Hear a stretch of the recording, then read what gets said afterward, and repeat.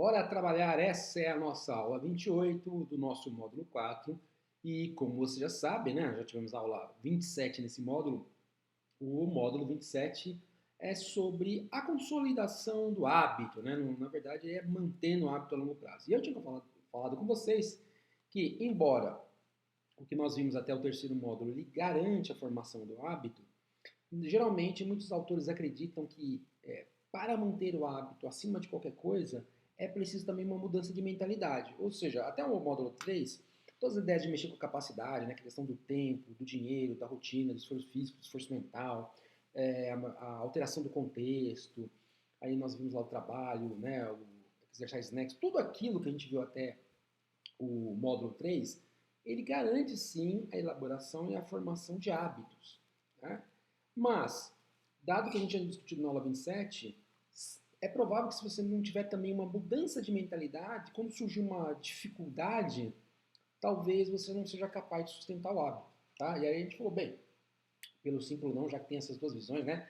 Tem aqueles que te fornecem ferramentas, aqueles, eu digo autores, que fornecem ferramentas de formação de hábitos, e tem aqueles autores em menor número, acredito, né? Pela quantidade de material que eu venho vendo, que exploram a ideia de mudar a mentalidade. Muitas vezes não passam métodos como Fogg, né, como a Wedgwood, métodos assim de como fazer, mas eles pregam a mudança da mentalidade. E eu tinha dito para vocês, perdão, que na aula 28 eu ia falar sobre mudança de mentalidade, mas não ligado ao exercício como foi a ideia do Sense War lá, da Michelle Seeger, mas a questão da alimentação. E da onde que vem essa ideia, né?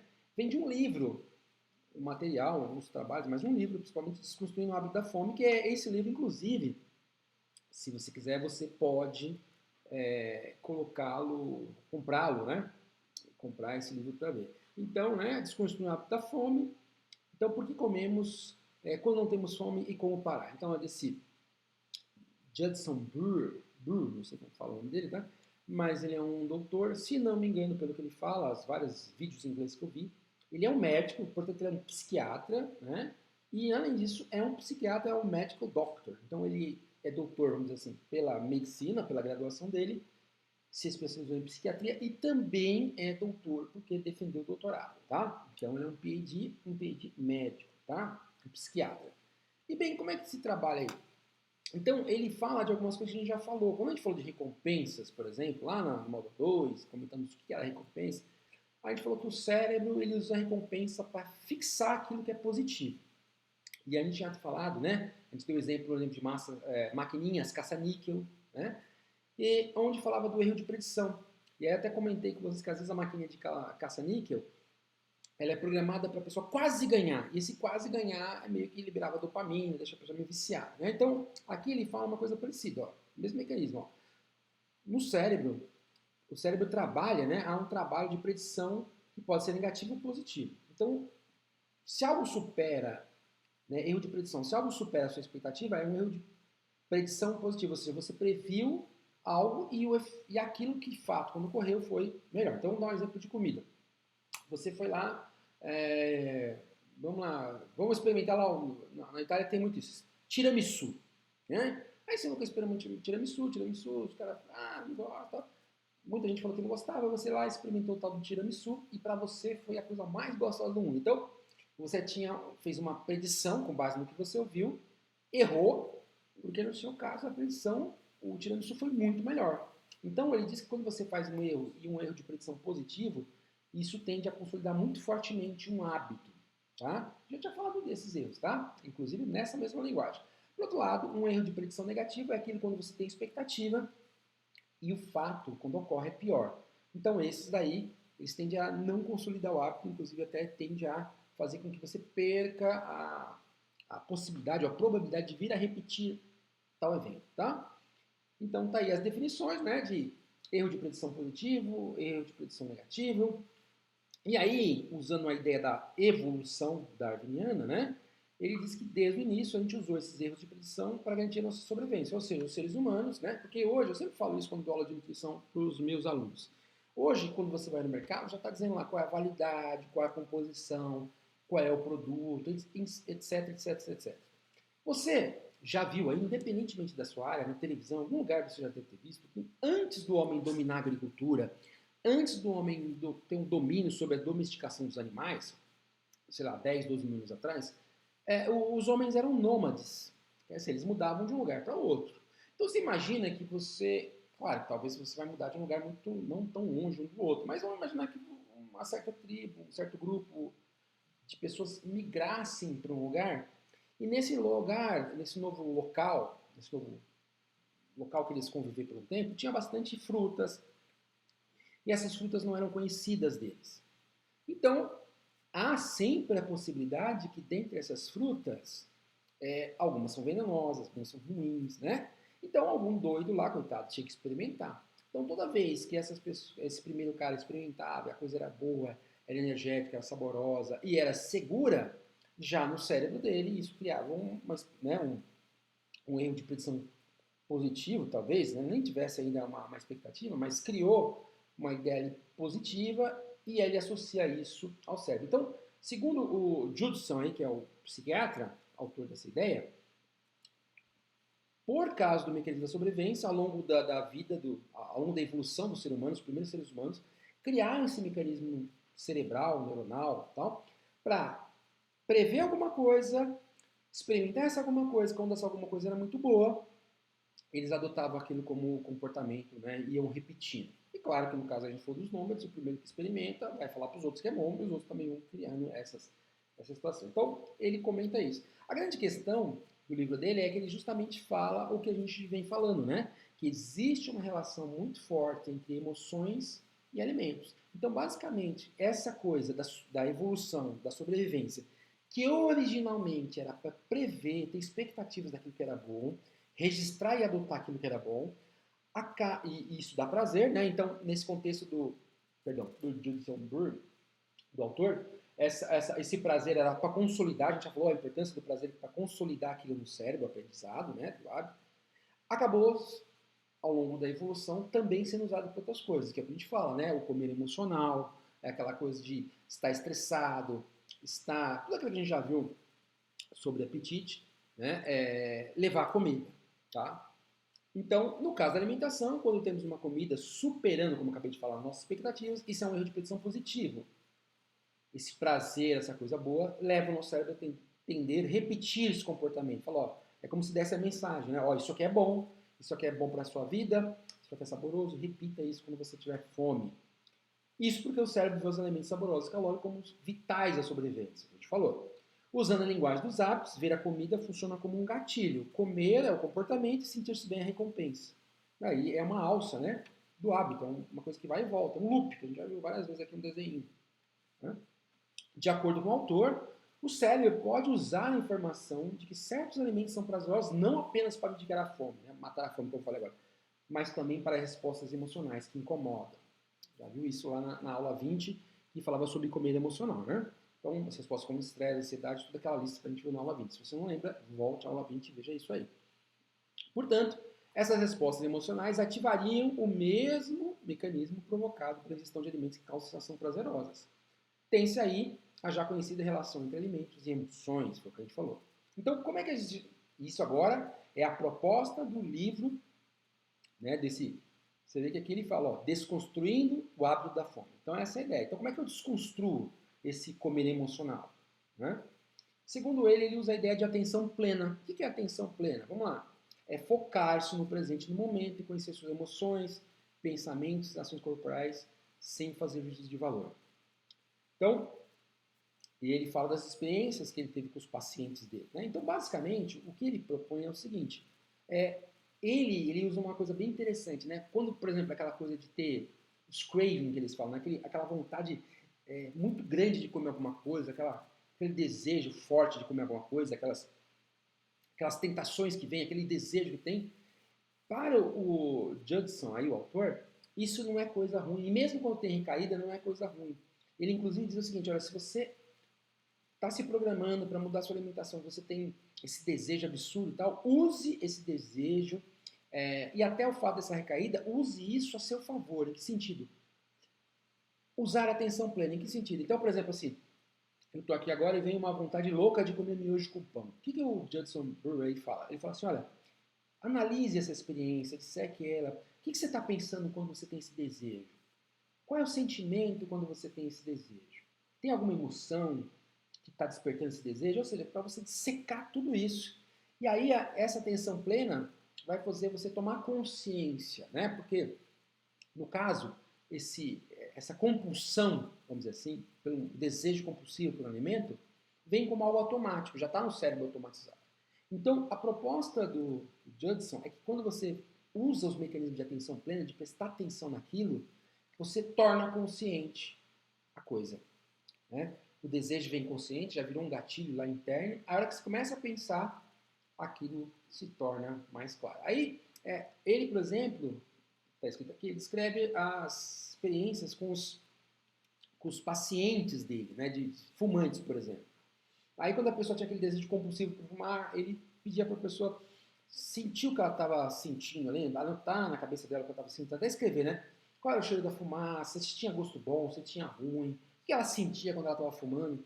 E era muito engraçado, até ter escrito isso aí, que ele descreve lá no livro mesmo que ele ficou surpreso quando uma paciente, né, tem vários relatos, mas uma paciente chegou a falar que ela se surpreendeu como o cigarro tinha gosto daquilo que a gente faz no número 2, né? Gosto de merda, você sabe o que é, né? Então, ela, apesar de ter a compulsão por fumar, segundo ele, na hora que ela parou para dissecar, para quebrar a experiência e sentir realmente a experiência, ela viu, ela, sabe, perdeu o encanto. É como se fosse uma paixão, né? Ah, eu estou apaixonado pelo cigarro, esse cigarro é maravilhoso.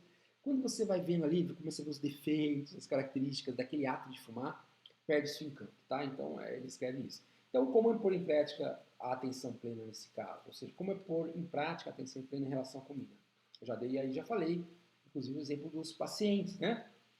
Ele propõe que quando o desejo de comer algo, que você está entendendo como é prejudicial, no nosso caso aqui nós estamos criando intenções de implementação, então, né, temos aí nossas ideias aí, para lidar com essas questões e tal, e aí vem um desejo, como é que eu vou lidar com isso? Então, ele diz assim, ó, quando o desejo de comer algo surgir, né?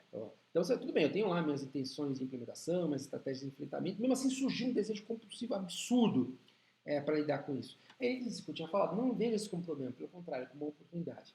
Ele cita o caso dos fumantes, quando a vontade de fumar surgia, né? Ele aconselhava ter curiosidade, prestar atenção total a tudo que sentia e pensava durante a experiência.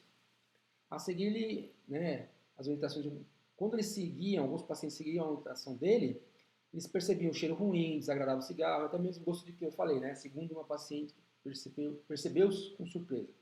Assim, a experiência de atenção plena visa que o indivíduo perceba cada detalhe da experiência que está passando. Então, entendeu a ideia do processo? Ele explica originalmente no livro do porquê que a gente tende a automatizar as coisas boas, por que a gente tende a criar laços emocionais dessa forma, porque o mecanismo originalmente dado à sobrevivência se liga a coisas que não estão imediatamente ligadas à sobrevivência, como o tédio, por exemplo. E aí ele diz, olha, como é que eu vou quebrar isso? Então ele fala várias coisas lá, né? Mas ele fala basicamente para você começar a usar dar atenção plena, prestar atenção nisso, dissecar todas as suas emoções, pensamentos, sentimentos, tudo que você está vendo ali. E aí, basicamente, essa tomada de consciência vai fazer você perceber que aquilo qual você está tendo um desejo compulsivo não é tudo aquilo. Tá? No caso da comida, muitos pacientes acabam percebendo que aquele alimento pela qual estão tendo um desejo incontrolável, né, ou incontrolável, vamos dizer assim, no final das contas não é tudo isso. Portanto, para ele, o autor, a forma de desconstruir o hábito da fome é sair do automatismo para a curiosidade e atenção sobre o comportamento. Então, de novo, né, eu tenho lá meu desejo incontrolável por comer miojo com pão. Então eu paro, falo, mas peraí, eu tô com esse desejo, né? O que me despertou? Pô, eu tô percebendo que toda vez que eu tô aqui já mais de meia hora, uma hora, lendo um assunto difícil, eu fico entediado, veio o desejo de comer miojo com pão. Mas espera aí, isso é gostoso. O que eu sinto quando eu tô comendo? É que, enfim, entendeu? Eu começo a ter curiosidade pela experiência. É como se eu me retirasse da experiência. Essa é a ideia. No como observar em terceira pessoa. Não é mais você que está ali. Você está observando tudo que está passando em você. E aí a ideia é que você vai começar a sair do automatismo e vai realmente entender que toda aquela emoção que estava envolvido com aquele alimento específico, não se justifica. Tá? Então, no processo dele, ele diz que o processo pode ser de 4 passos. Reconhecer, então, entender qual é o hábito, comer miojo com pão. Aceitar, então, entender que isso está, enquanto eu percebo isso, isso tem um efeito no meu corpo, isso está despertando compulsão, desejo, vontade de comer. Investigar como isso se parece no corpo, como é que eu sinto essas coisas, quais são, né, as vontades, eu fico nervoso, eu tremo, enfim. E anotar essas sensações, né? Então, você vê que são 4 passos, basicamente, como eu falei, estão secando tudo relacionado a esse desejo compulsivo, a fome, né? No caso aí, fome, você vê que ele está associando a esse comer emocional. Então, quando ele fala de secar o hábito da fome, ele não está querendo que você disseque a fome fisiológica, a gente discutiu, aquela fome que você precisa comer, mas essa fome emocional, tá? Seguindo esses passos, a alça do hábito, o que é a alça, né? Gatilho, come, recompensa, né? De uma coisa que é negativa, pode ser quebrada. E ainda, segundo ele, segundo o método dele, né? Se você realizar pelo menos 10 a 15 episódios, tem uma parte na frente que ele fala 20 e pouquinho episódios de atenção plena, isso já pode ajudar a pessoa a lembrar das descobertas e fazer escolhas diferentes. Ou seja, o que a gente vem falando aqui? A gente falando que, às vezes, no começo do curso, a gente falou o seguinte, olha, eu não vou comer tal coisa. Na hora que eu me distraio, eu volto para o hábito que é algo inconsciente, certo? Então, o que o Judson aí propõe é que você não vai fazer isso a primeira vez, você simplesmente vai conseguir controlar. Você vai começar a fazer isso uma vez na experiência, em relação àquele hábito, ou hábitos alimentares que você quer mudar. Você vai fazer isso uma vez, é provável que venha a sensação, é provável que você tenha uma recaída, não tem problema. E você, toda vez que prestar atenção, você vai fazer essa experiência de dissecação. Aos poucos vai ficando fácil, na hora que você tiver a compulsão, você dissecar a experiência, né? Olhá-la de fora, como se estivesse avaliando outra pessoa passando por isso, mas com um olhar privilegiado, porque você está sentindo tudo, né? Em termos de pensamento, emoções, sentimentos. E aí, a partir de um certo número de vezes que você faz isso, isso vai ficar natural. Natural o quê? Perceber o hábito, quando ele surgir, você já não vai mais cair no automatismo, segundo a proposta dele, e vai poder escolher coisas melhores. Então, eu não vou fazer isso, eu confesso que eu não vou fazer isso, porque eu não quero me livrar do meu hábito de miojo com pão, eu não acho ele negativo, tá? Então, em resumo, o processo para desconstruir o hábito da fome, então aqui desconstruir o hábito da fome emocional, de acordo com o Brewer, o nome dele não foi esse nessa pronúncia, me perdoe, passa por conhecer as sensações, pensamentos e emoções que se apresentam durante os episódios de alimentação. Ou seja, usar daquilo que se chama de atenção plena durante o episódio de alimentação. Desse modo, é possível dizer que seu método consiste em dar novos significados para os episódios de fome compulsiva e emocional, né? Como fome compulsiva e comer emocional. Assim, trata-se de um método baseado na mentalidade de atenção plena. Tá? Então, repara, assim como o método da Michelle Ziegler, essa aula, que é a aula 28, não está falando de pontos que eu posso mexer para criar um comportamento. Tá? Mas sim como eu posso pegar um comportamento que eu não desejo, analisá-lo, para depois eu fazer as coisas que eu quero. Tudo bem? Então é isso, essa foi a nossa 28ª aula. E aí na aula que vem, na 29 do nosso módulo 4, a gente vai falar um pouco mais sobre essas ideias da atenção plena, tá ok? Até lá então, abraço, tchau, tchau.